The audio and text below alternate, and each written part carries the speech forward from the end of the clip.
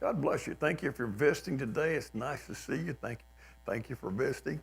Thank you for hanging around. And Deborah, thank you for being here. Deborah came to Mike in one of the facilities and then came to the memorial service Thursday. And Linda, God bless you for being here today and bless your family. Wonderful, beautiful tribute from Mike's family Thursday.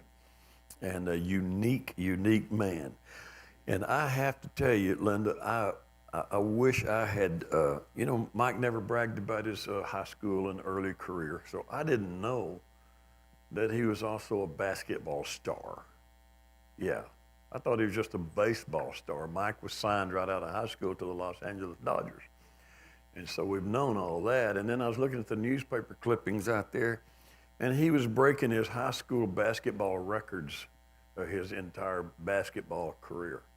And never got to brag on him for that because I never listened. Actually, he never talked about it. Mike never talked about his high school ball days. We talked about the Dodgers and the Dodger system. No, what'd you say? That's just not right, Phil. Leave that alone. Phil is referring to a photo. The family had gone through a lot of black and whites, and they had a photo. They had a photo of Mike in his bowling days. I don't even know how to describe the photo, but man, I wish I'd have seen it while he was still with us alive, because he would have hated me for bringing it up often.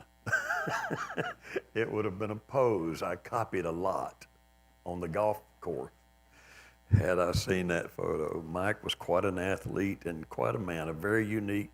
We say sometimes they broke the mold when he was made, and you can say that about Mike. He was one of a kind, unique man. So thank you, family, for being here today, and God bless you.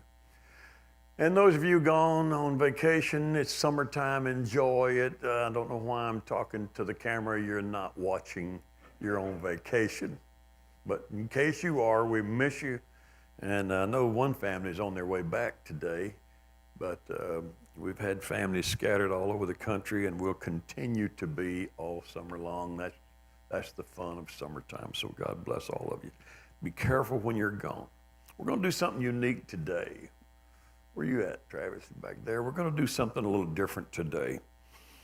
Our topic for the last 2 Sundays, we're in this, as Allison said, Summer Sunday series on every biblical thing the Bible has to say about the end of the church age. Now, we've laid foundation already about the Jewish calendar versus the Gregorian calendar.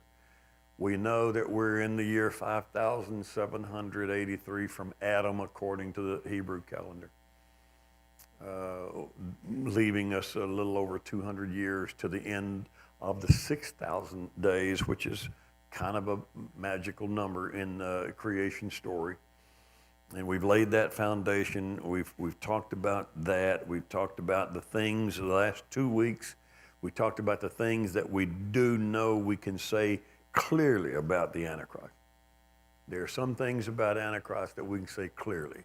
So the last 2 Sundays have been about those things we can really say this has to happen first. The temple has to be in existence for the Antichrist. We've said a few things like that. Now today, you notice that the subtitle is Identifying the Unidentifiable. There are some things that you and I cannot know about the coming of the Lord or the end of the church age. I wish I had brought in a book Leo Corley gave me today, and I forgot to bring it in. Leo Corley, I've wisecracked so many times, apparently, about the little booklet that came out in 1987 entitled 88 Reasons Why the Lord is Coming in 1988. And I've wisecracked about it enough times that Leo actually went online and found a copy of the book for $28. It was a $2 book in 1987. It was $2. And he had to pay $28 just to give me a piece of history 88 reasons why the Lord is coming in 1988. And then please don't go look for this one. I don't want another $28 spent, Leo. But he came out the next year with 89 reasons why the Lord is coming in 1989. And God bless him, it's why we're not supposed to try to come up with a day and the hour. The Bible clearly says no man knows the day or the hour. We're not supposed to pretend we do. We're not supposed to just exaggerate what we do know and say, oh no, I heard my pastor in 1969. And the reason I remember the year is because, I was drafted that year and left for the Army and war. But in that last year, I heard him, he was preaching about the coming of the Lord. And he said, the book of Revelation, he was kind of mocking, he said, pay attention, folks. The book of Revelation is the book of revelation, not the book of mystery. Revelation. That means it's revealing to us. We're supposed to understand everything in that book. And I'm like, I don't understand anything in that book, so I'm really out of touch with God then. That revelation went right over my head. And then I would ask a couple of questions about, the Antichrist, because he was telling us in 1969, the Lord's coming soon, probably be this year, not maybe next year. You better get ready, get down here and get ready right now. And I would ask him a question like, what about the temple has to be built for the Antichrist to present himself as God, everything above everything we ever knew about God? It doesn't have to be. You need to stop that spirit of rebellion and listen to what I'm telling you. It's simple. Well, it wasn't that simple. There are some things in Revelation that you don't understand, and neither do I. Even in Daniel, there's that one place where God said, just seal up the book. Shut it up and stop it until the time of the end. Nobody will understand it anyway. It's not for anybody to know until it's time to know. And that's what we're going to start today and next week. For example, today, I could literally walk through a couple of things. The number of a man's name, 666. Let's not pretend that we know what that is going to be. We do not know. I've been embarrassed at some of the things preachers have said, well, this is probably 666. I've been around a long time. And so Ronald Reagan, I was a grown old man when Ronald Reagan was president. And there were preachers who literally hated Ronald Reagan so badly that they took his name, Ronald Wilson Reagan, and literally said, look, 6 letters in Ronald, 6 letters in Wilson, 6 letters in Reagan, there it is. No, I don't think so. I don't even know how some of us preachers can go that far astray. I really don't. And I heard John Kennedy in my 9th grade. I heard John Kennedy was probably the Antichrist because he was Catholic. And Protestants didn't like Catholics. And Donald Trump has been accused of being the Antichrist. I'm embarrassed sometimes for the things we say and do and show clearly that we have not read the Scripture. I cannot tell you, for example, what the Antichrist actually is going to be. Somebody said he's a man. I don't know. The only way you think he's a man is because in Thessalonians, Paul wrote to the church at Thessalonica and said, that day, the day of the Lord will not come until there comes a falling away first, apostasy. That's the Greek word. There'll be a great apostasy, which is people falling from truth back into error. There'll come a great apostasy first, and that man of sin, that son of perdition, be revealed. So if you want to turn that into a masculine role and say a man of sin and a son of perdition, so that means it's got to be a man, okay, that's fine. But then when you go to Revelation, it doesn't actually say a man is coming as an Antichrist. It actually doesn't even say a person is coming as Antichrist. The word is beast, which means creature, a creature. Just another, we don't know how to define that. Modern versions don't say beast, they say creature. And we don't know how to define it. And what we're going to talk about next week a little bit is Revelation says the false prophet is not the Antichrist, but the other beast is the Antichrist. Creature is the Antichrist. And then the Revelation describes it this way: the false prophet will cause all the people to make an image to that creature. And then the false prophet, who has power to do signs and wonders and deceive many through miracles, the false prophet will be able to give breath to the image so that the image lives, and then cause everybody to worship the image and take the number of his name, and if they don't, they'll be executed. The false prophet has power to give breath to the image, and it's the image that everyone will have to worship because it becomes a living thing. Don't pretend to understand that.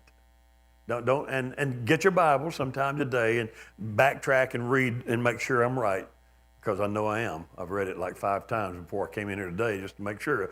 That's really the way it says that in Revelation. One creature is the false prophet. One creature, beast, is the Antichrist. The false prophet creates an image for the Antichrist and then makes it come to life, and everybody worships that. That's what Revelation really says. Do you understand that? No. However, we have watched over the years men try to. Those of you who are from my generation, you know that we are both blessed and cursed for having been alive and adults in the 60s and 70s. We were cursed in the 60s and 70s by end-time teaching and preaching. God bless them all. They meant well. They made some movies, wrote a lot of books. Everybody believed. I get it because of the 6-Day War in 1967. Every good prophetic preacher believed that all the dynamic things that were happening in Israel, and it became a nation in 1948 for the first time since the diaspora. It became a nation again. And then in 1967, a sneak attack was engineered by Egypt and several other nations, and they were going to obliterate Israel and reconquer the land. And Israel surprised them and beat them back in 6 days and won the victory, which is why it's called the 6-Day War. And that just ignited the Christian world. The Lord is imminent. The Lord's coming is imminent. It's going to happen. And it didn't. And Tim LaHaye wrote a lot of books about the end time. I had a good colleague and friend who began to write books. He published several paperbacks, all called The End Times, and then a different series of chronicles in there.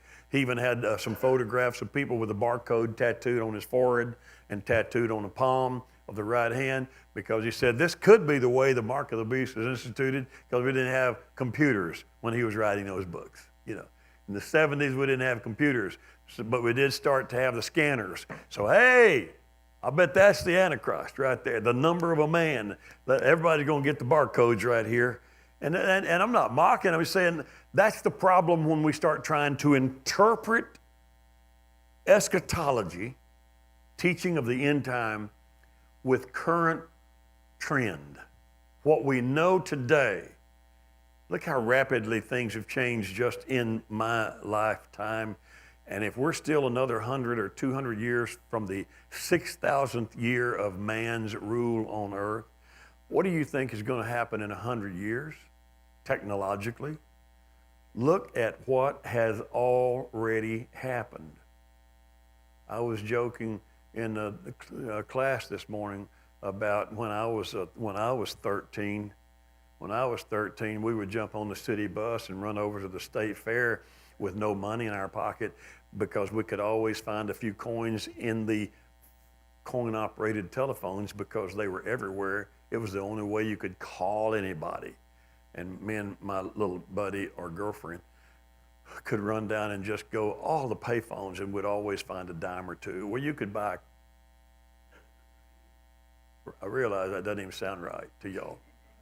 You could buy a Coke when I was 13 for 5 cents, and the bottle was 2 cents more. For 7 cents, you could buy a Coke. If you could find an empty bottle somebody had discarded, you didn't have to pay the extra 2 cents. and you get a code for 5 cents. And we could find that in coin-operated payphones because that was the only way to call. Is there anyone in this room above the age of 3 years old who does not have a cell phone in your pocket already?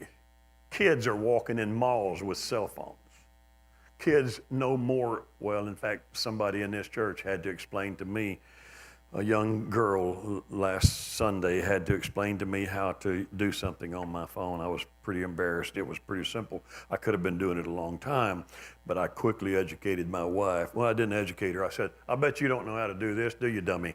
And then I did it so that she would see how smart I was, because a 15-year-old, 14-year-old had just shown it to me. That how rapidly we have gone from not just not needing a landline, from your car talks to you. You get in the car, hello, Danny, hi. And you can just tell it, hey, I want directions to get to the church today. Okay, fastest route. You can just talk. You put it in reverse. You can see all around the car. If my dad had seen something like that, he would say, oh, the Lord's coming right now, son. The Lord's coming right now. The Lord's coming. There's no place else for man to go. There's nothing else we can do. So for me to make some of the comments I'm going to make about the image of the beast and the things that I believe we cannot know now, I'm not going to try to tell you I know what the Antichrist will be. What I'm going to tell you is, the Bible says there will be so much great deception that his message and the miracles of the false prophet, you won't know he's false prophet, because he'll be able to call fire down from heaven. He'll be able to do miracles and signs and wonders and give life to an image. And there's actually a purpose behind all of that language that goes all the way back to Genesis. And that's what we're going to try to do, is explain that. But to do that, we need to be on the same page with something about modern technology. And I don't know enough to do it for you. So I'm going to call on an expert. You hear me say this phrase. I've said it the last couple of weeks, AI, artificial intelligence. Travis showed me a clip of Vice President Kamala Harris trying to explain AI recently. And even as dumb as I am about this topic, I just scratched my head and said, what? Didn't explain anything, because clearly she knows about what I know about AI. I know how to spell it. AI. I have a colleague who just wrote a book and had it published this past month. I've got my copy ordered, called Faith in the Age of AI. And a handful of our other colleagues are, what's the point of that? Because they just think we're talking about computers, dummy. And so it just so happens this is not church. This is not religious. This is not about theology. I want all of us to be on the same page of what we're talking about, so that what I tell you in next week, when I take you to some verses next week and read them the way they're actually stated in the Bible, not the way we heard from the 60s and 70s and some of the, the pictures. You've seen some of the artwork from that era.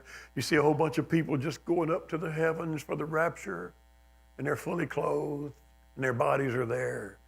Like, that's the way it's going to be. No, it's not. Your body's not going anywhere. Your body goes back to the dust that it came from. Only your spirit goes to God. Your clothing is not going to heaven. You're not going to go to heaven with a naked body either, so don't think that somebody should paint it rapture with no clothes on us. That's not true. People say, well, the world will know they messed up when the rapture takes place. No, they won't. All they'll see is a bunch of dead bodies. Your spirit will go. Your body remains here. You become incorruptible, but not the body is incorruptible. You understand that? You're of the dust and staying with the dust. Your spirit goes back to God, the Bible clearly says. The dust goes back to where it came from.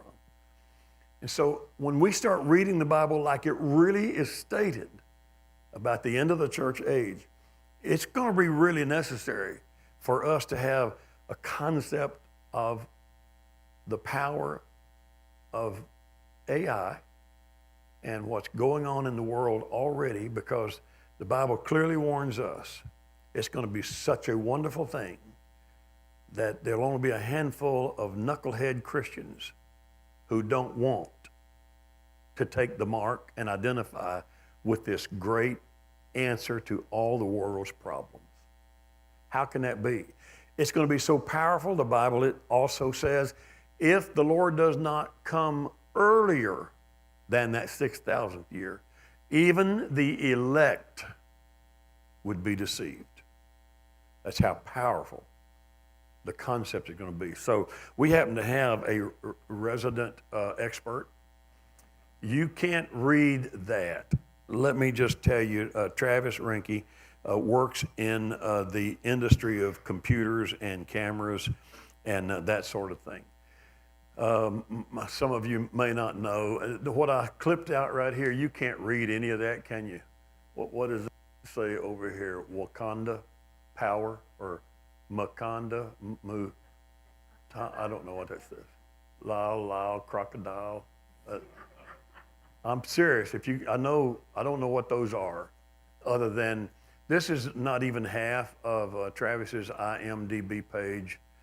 I think there's like 100 movies or so on there that he has worked on, his company that he owns. And he is in the industry where they're not just scanning and 3Ding movies and characters and actors. They are having now to continue to keep pace with the world of AI.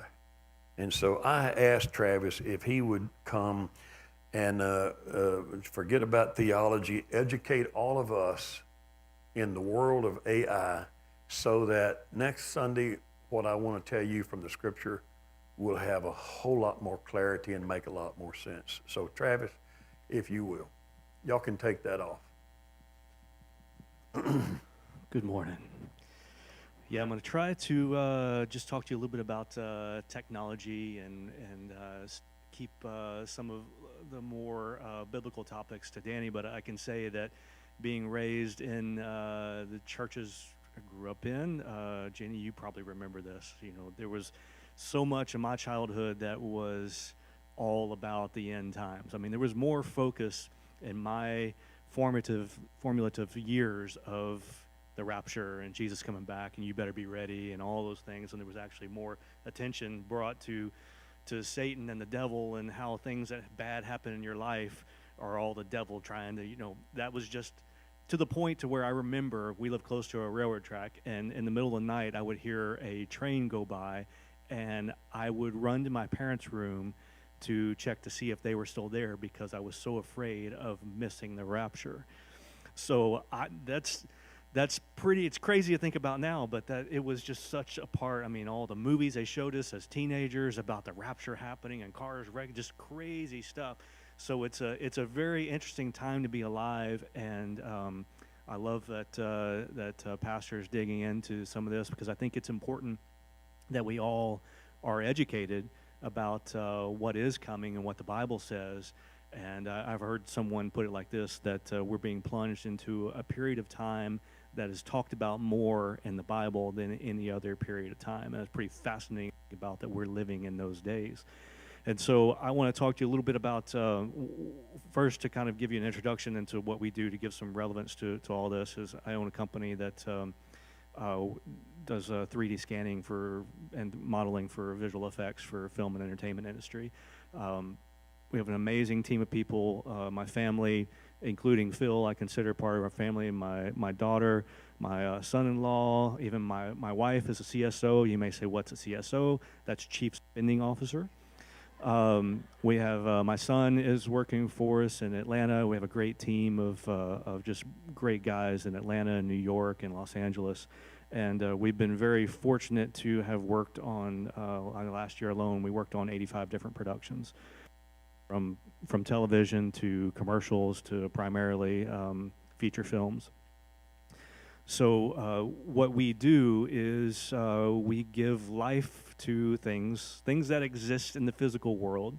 we are responsible for capturing and creating that in a digital format. So don't believe anything you see. Even when you watch commercials, a 30-second commercial on TV, and you see this stadium full of people, they didn't get 50,000 people to fill that stadium. They have magic. They have visual effects. They have computer-generated imagery that allows them to very quickly populate that stadium with whatever they want. They can plug it in and say, hey, I want 20% to be this demographic. I want 50% to be standing up and waving their arms. I mean, everything is controlled that way. So part of what I want to kind of educate you on this morning is don't believe anything you see. And that's the core of what we do, from taking any kind of physical thing, from a small item, from even like a custom pencil or whatever, a prop, to large furniture, to spaces, environments, stadiums, outdoor, streets, streetscapes, to characters and actors, and that's what we do. We capture that and recreate that in a digital format that can be used to pull off what we call the gag in visual effects term. What's the gag? That's usually our question when a client comes to us and they say, hey, we need you to do this. First thing we say is, what's a gag? What are you trying to accomplish, so that we know how to do our job. So in light of all of that, it's interesting timing that this topic comes up this week, because this week the actors went on strike. I want to be careful not to give opinions, although I do have lots of them. I'm trying not to do that this morning, but one of the main reasons that the actors are on strike is because they have concerns about how their likeness is being used, and artificial intelligence, and how that they can protect their likeness going forward, and having more control over their performance and even their digital performance. So very interesting time. It's affecting our company. I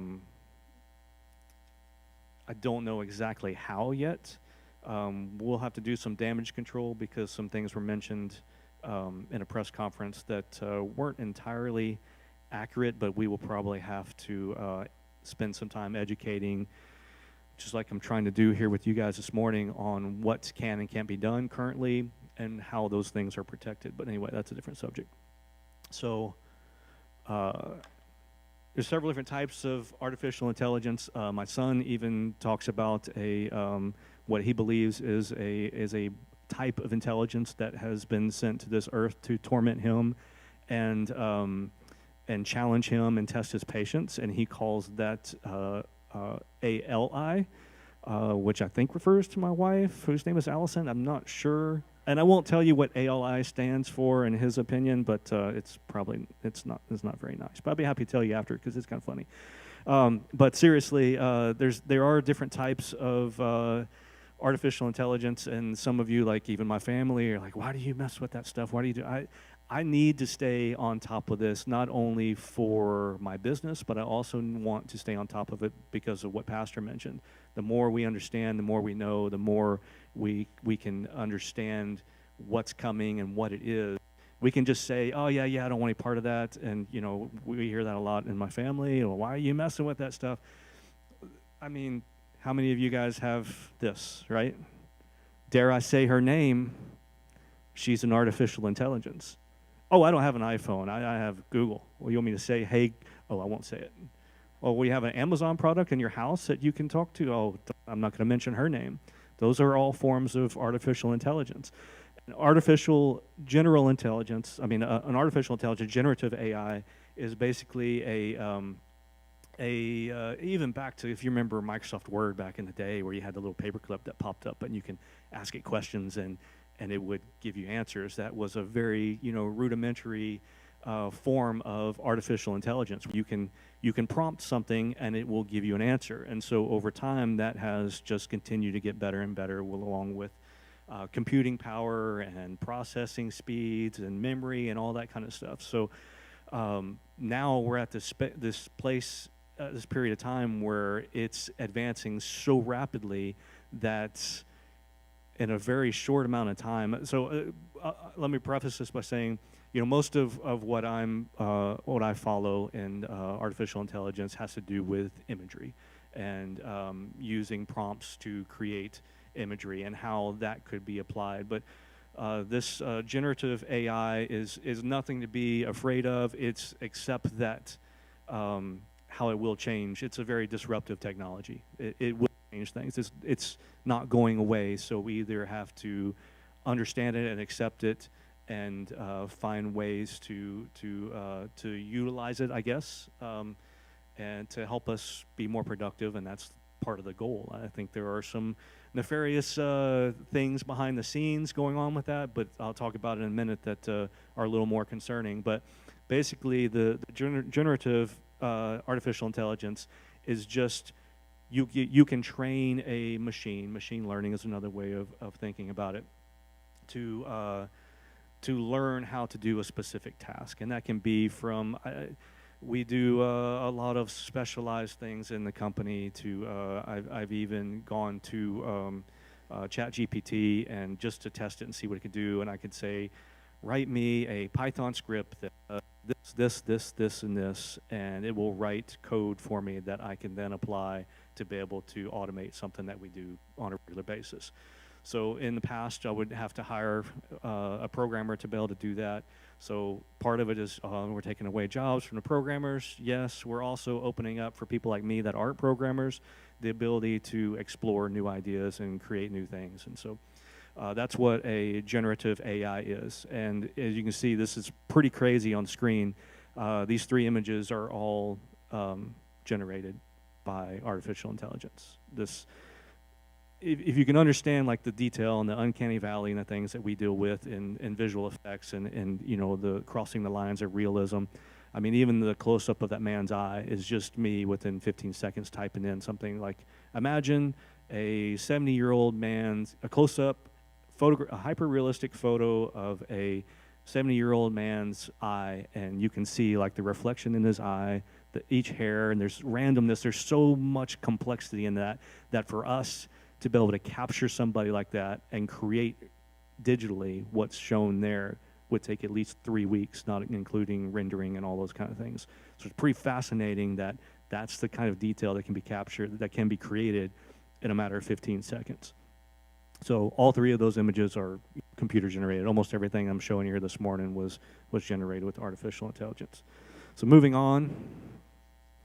I kind of touched on this, but some of the things that people are already using generative AI, this prompt-based artificial intelligence for is, social media posts, marketing, operations, programming, IT. I mean, we even had some complex networking and IT problems that we were trying to solve, and we just couldn't find anything online. So we went to a specialized artificial intelligence that we were able to ask, like, hey, we're trying to do this, and it was able to write code or give us some answers. So legal, I mean, it's to the point, it's a lot like the internet was back, 20 years ago. I think that, at first people were afraid of that, and now we can't go without it. I mean, very rarely does, even in our line of work, a lot of how we find work is somebody doesn't go to somebody else and say, hey, who do I get to scan this, actor or, whatever. It's type it in Google. And if you're not in the top, page, top 5 of that list on Google, then, they're not going to really find you. So that's kind of what this generative AI is. It's another tool, and knowing how to use it and how to prompt it and what to search for is kind of an art in itself. The thing that's a little more concerning, actually a lot more concerning in my opinion, is what's referred to as AGI. No jokes here. This is artificial general intelligence. So this is AGI possesses the ability to understand, learn, and apply knowledge across a wide range of tasks and domains, just like a human being. It represents a level of AI that can think, reason, and perform tasks that typically requires human intelligence. With AGI, machines can emulate the human mind and behavior to solve any kind of complex problem. Being designed to have comprehensive knowledge and cognitive computing capabilities, the performance of these machines is indistinguishable from that of humans. Uh-oh. In fact, many technology advocates believe that it will surpass, and I apparently cut the rest of that off. But basically, it can plan, learn cognitive abilities, make judgments, handle uncertain situations, and integrate prior knowledge in decision making or improve accuracy. It facilitates machines to perform innovative, imaginative, and creative tasks. I have to be careful what I say, but there's some colleagues in our industry that have developed some forms of this that AGI is not here yet, but there's a lot of people that are working towards that. That's basically a more of a sentient type system, and it's very complex. Quantum computing, all that kind of stuff comes into play. We're not really there yet, but it's definitely going that way. I mean, the path that we're going to kind of merge man and machines and brain power and computing power is pretty fascinating. So again, there's no reason to be scared, just like Pastor says in the end days, let not your heart be troubled, but we have to stay informed on what's happening. Elon Musk just this week announced XAI. So, a lot of people are on the Elon Musk bandwagon, and I'm sure maybe he has good intentions, with his purchase of Twitter and opening up free speech again. I think there's a lot of good things happening, but this XAI that Elon has created is going down that road. And if you haven't followed Elon, he's also dabbling with it's kind of a strange term, but transhumanism, merging man and machine with Neuralink and those kind of things that we definitely need to watch out for. And basically, I don't want to take too much time getting into all the details, but AI is here. It's not going away. It's a disruptive technology, just like we've had in the past. We have to understand it and maybe know how to utilize it to be able to be more productive and maybe even give more opportunities for all of us to create. It's going to directly affect artists. One of our colleagues I started to mention a second ago has built an artificial intelligence for de-aging. So if anybody's seen, not specifically, they didn't work on this that I'm aware of, and we didn't work on it either, but the new Indiana Jones has a very long scene of a very young Harrison Ford, and it's crazy good. It's crazy realistic. And what they can do is they can train the computer, the machine, the artificial intelligence to de-age a person. And part of what the actors are concerned about is this very thing. And but part of what my input on that is they should be less worried about what's happening in the film world and what we capture, and more about the millions of images that are out on the internet, because now just about anybody can train their own AI to feed all those images. Oh, matter of fact, just last night I saw there's a new service that was released that you can take a bunch of photos of yourself, throw it into this thing, and you can type in a prompt, say, show myself walking down the beach in, wherever, Cozumel or whatever, and it'll generate it. So we're getting to that point to where you're literally not going to be able to believe or rely on anything that you see. So be warned. It's interesting. It's crazy. It's fun, but you're going to get to the point where there's a lot of noise out there, especially on social media, and how quickly, someone will post, some crazy video of our president doing something stupid, and but a lot of it, I'm sorry, is not. When you really dig into it, it's not real. There's enough stuff to and be concerned about, but there's a lot of stuff out there that just isn't real. You can't always believe what you see and hear, so be careful with that. AGI, of course, we talked about that as potentially more dangerous if not controlled. Ray Kurzweil, Google's director of engineering, this has been somebody I've followed for years, because back when I was young, Kurzweil pianos and Kurzweil keyboards were very sought after things, and so this is the same Kurzweil that created he had a piano company, and I think one of the first electronic keyboards, pianos. He's the Google director of engineering and well-known futurist with an accuracy of 86%. He set the year 2045 for what he calls a singularity, which is when we will multiply our effective intelligence a billionfold by merging the intelligence machines merging with the machines we have created. And that's that word I mentioned, transhumanism.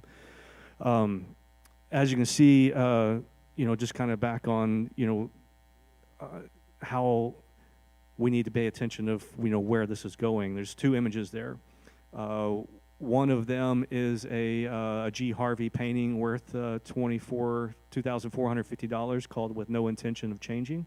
One of my favorite. Pastor showed me he actually has one of these. I don't think he paid that much for it, but that's what it's worth now. So if you're looking for a buyer. One of them is a G. Harvey painting, and the other one is the same description thrown into an AI called Midjourney that generated one of those images. So if you don't know which one's which, the one on the bottom I created in 15 seconds, and I'll take a starting bid at $5,000. Anyway, but you can see how and part of the prompt was it knew G. Harvey, and it knew G. Harvey's style. And when I told it to create a oil-based painting or whatever in the style of G. Harvey, that's what it came up with. So, in very simple terms, Pastor already mentioned this. If anything I said was over your head, I'll just read to you what our vice president said this week, and that should clear everything up for you. I think the first part of this issue that should be articulated is AI is kind of a fancy thing. Harris 58 said during a roundtable event this week, first of all, it's 2 letters. It means artificial intelligence. But ultimately what it is, it's about machine learning. Okay, cool, we talked about that. And so the machine is taught, and part of the issue here is what information is going into the machine that will then determine, and we can predict then if we think about what information is going in, what then will be produced in terms of decisions and opinions that may be made throughout that process. Got it? Okay, don't worry. She is our AI czar. No joke. We're in good hands. So I say all that to say, just anything you see, be cautious, especially on social media. It's just really starting to get kind of crazy. I think that this is a fascinating time to be alive. I love that Pastor's speaking on this topic, and I think over the next few weeks, the things that we're talking about, just remember this whole allusion to shall give image to the beast and that type of terminology. A lot of these technological advancements are really starting to kind of take me back to those days of being a teenager and really kind of focusing on a lot of this end times talk, and what didn't make sense then, now I can see becoming more of a reality. So thank you for giving me time to kind of explain this to you. I hope I was able to clarify some things.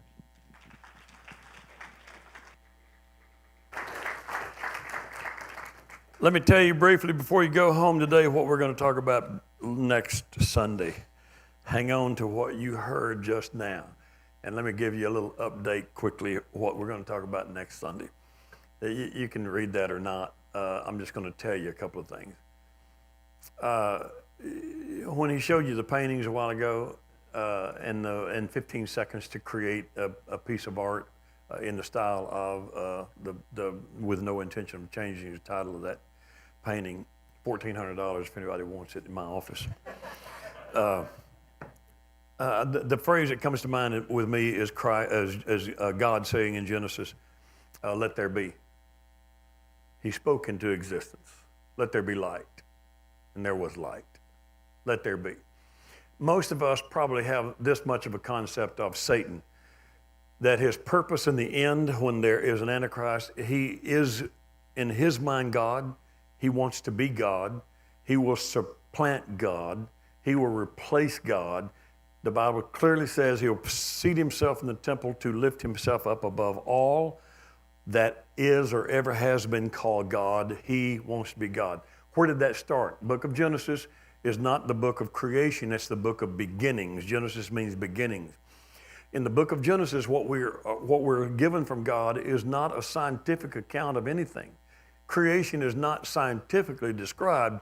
Creation is described in the book of Genesis for the purpose of foundational teaching.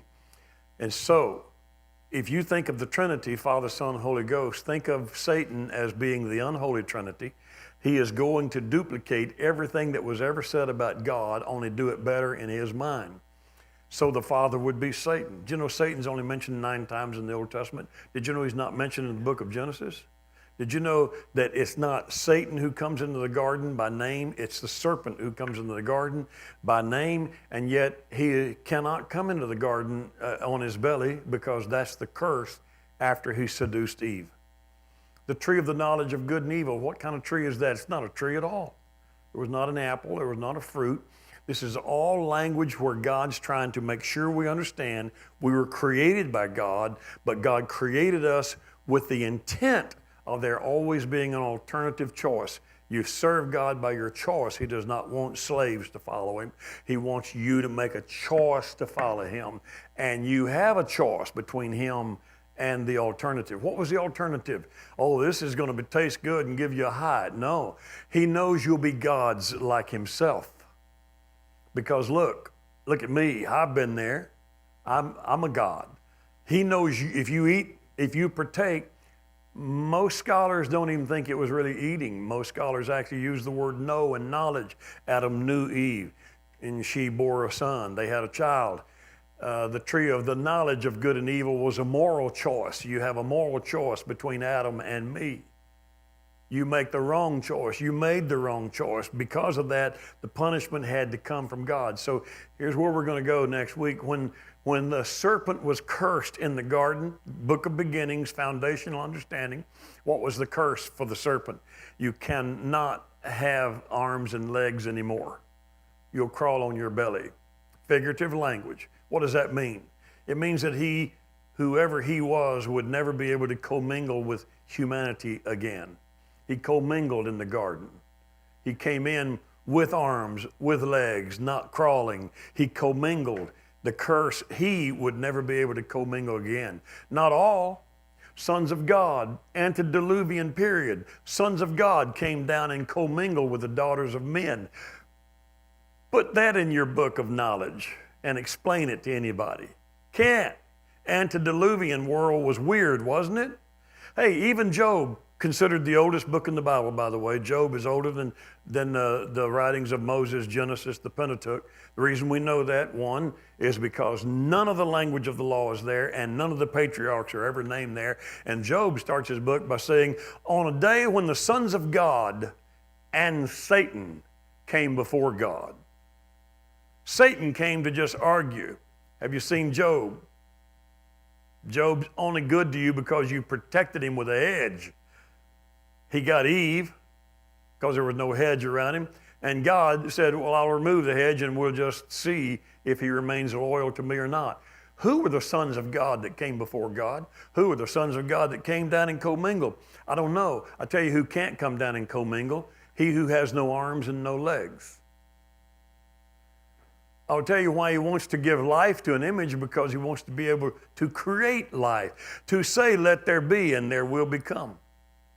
Does anything I'm saying yet tie into the possibilities of AI and the idea that one expert has already said by 2045 we'll be able to put basically an artificial brain in a human body and make a transhuman? And you say, oh, that's not going to happen. Oh, good Lord, stop it. Look at what they're already doing. Wouldn't you love to know that just by an implant in your hand, you could cure cancer? Wouldn't you like to know that if they could just put the right thing in you, that it would keep you from any of the diseases that are going to become prevalent in the last day, when the Bible tells us that diseases and pestilences and famines are going to come? So that's where we're going next week. And to do that and to go where we're going, I wanted you all to have a little bit of an insider's information that we're already in a world of AI and they're rapidly using it right now. Travis didn't show this just showing me something as we were communicating by text this week. Travis, correct me if I'm wrong, Travis. Travis just fed into his AI program. When I say fed into it, I mean he just asked it, create a script for me about the days of Noah. Within seconds, he had an entire script, including the attitude of each speaker. I think there were 3 characters it gave you? Huh? It gave 3 characters. It gave their names. And then in parenthetical phrases, it would give their posturing and they literally walked through the entire story of Noah and how Jesus and why Jesus used it and what Jesus was really trying to tell us as the characters developed this story among themselves. And it was good. I read the whole script to my wife yesterday. I said, listen to this. And he created, I'm not even going to study for sermons anymore.